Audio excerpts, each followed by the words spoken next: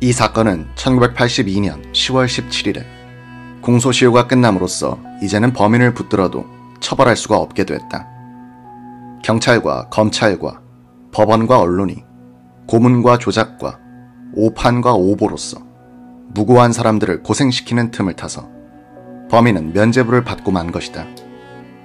힘없는 서민들이 경찰, 검찰, 법원, 언론의 총공세에 직면할 때 얼마나 비참하게 되는가를 이 사건은 똑똑하게 보여주고 있다. 제도의 범죄는 처벌되지 않고 개인의 피해는 회복될 수 없음을 고문 후유증으로 40대에 요절한 김기철 씨는 폐인이 된 그의 몸과 정신으로 입증하였다. 이 기사는 1981년부터 1982년에 걸쳐 월간 마당에 쓴 것이다.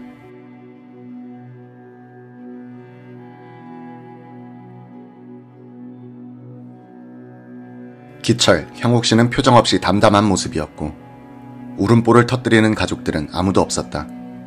모두가 검찰에 이 정도 구형을 예상하고 있었기 때문이었다. 우리가 억울하다는 것을 우리 스스로가 너무 잘 알고 있었으므로 방청석에 나가 앉아 있어도 사진 기자들이 셔터를 눌러대어도 도무지 부끄러운 줄을 모르겠더군요. 서윤학, 한봉세 두 변호인은 다음과 같은 요지의 변론을 했다.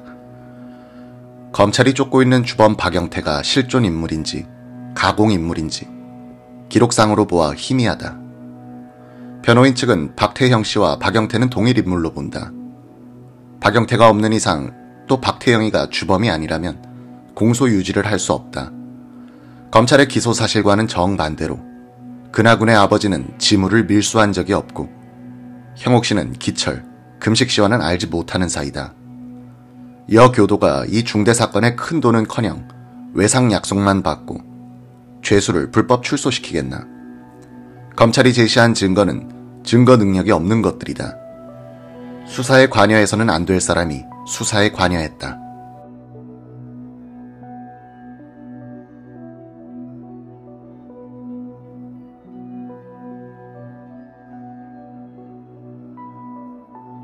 수사권이 없는 자가 어찌 검사를 보자 했는지. 검찰 입회서기가 참여하지 않고 한 검사의 피의자 신문은 증거 능력이 없다. 피고인들의 최후 진술 요지는 이러했다. 최영욱, 내가 왜 구속됐는지 아직도 잘 모른다. 억울한 죄를 받지 않도록 재판부서 잘 밝혀주었으면 싶다.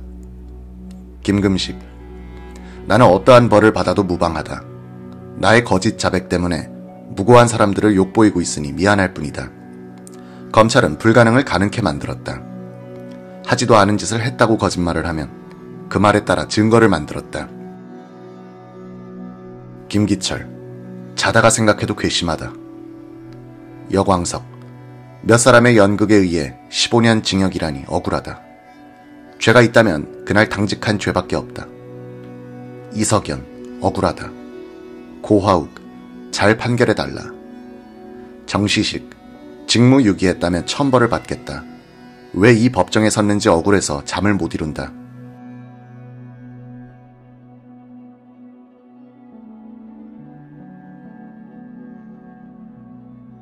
구형 공판 다음 날인 11월 13일 군수기지 사령부 보통군법회의 법정에선 정대범 피고인에 대한 사실 심리가 있었다. 이날까지 적극적으로 자신의 범행을 자백해오던 그는 고분고분하던 태도를 받고 약 30분 동안 검찰관의 신문에 묵비권을 행사했다. 재판장은 30분 동안의 휴정을 선포했다. 속개된 공판에서 정 씨는 말문을 열었다. 나는 근하군을 죽이지 않았다. 지금까지 말한 것은 모두 구형군 사범이 시킨 대로 한 거짓 자백이다. 나는 최형욱, 김금식, 박영태는 전혀 모른다. 김기철은 고등학교 다닐 때 알았고 구형근은 고교 시절 유도 사범이었다. 지금껏 거짓 진술을 계속해온 것은 김태현 부장검사가 식사와 술, 용돈까지 주는 등 나에게 무척 잘 대해줬기 때문이다. 또 구형근이 금식 씨의 진술대로 말하지 않으면 간첩으로 고발한다고 해서 그렇게 했고 징역도 조금만 준다고 해서 허위 자백을 해온 것이다. 근하군이 살해된 1967년 10월 17일 밤에는 친구 영철이하고 탁구를 쳤다. 변호인은 왜 갑자기 심경 변화를 일으키게 됐느냐고 물었다. 정 씨는 방청석에 앉아있는 어머니를 보고 눈물을 글썽거리더니 입을 뗐다. 오늘 법정에서 어머니를 보니 사실대로 말할 용기가 났다. 부산지법에 증인으로 나가 증언할 때도 허위 진술을 한 것은 화가 났기 때문이었다. 나는 법정에 서기 전 김태현 부장검사실에 불려갔다. 김 검사는 김금식과 최형욱은 범행을 부인하고 너 혼자를 범인으로 몰고 있다고 했다.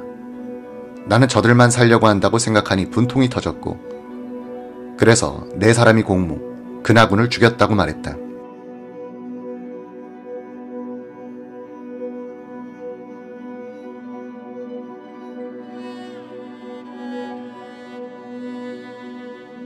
이어서 정대범 피고인은 검찰이 제시했던 물증까지 조작이라고 몰아붙였다. 범행 당일에 입었다는 청색 바지, 잠바, 흰 무늬 운동화도 전부 날조된 것이다. 구형근이 그렇게 말하라고 해서 그랬을 뿐이다.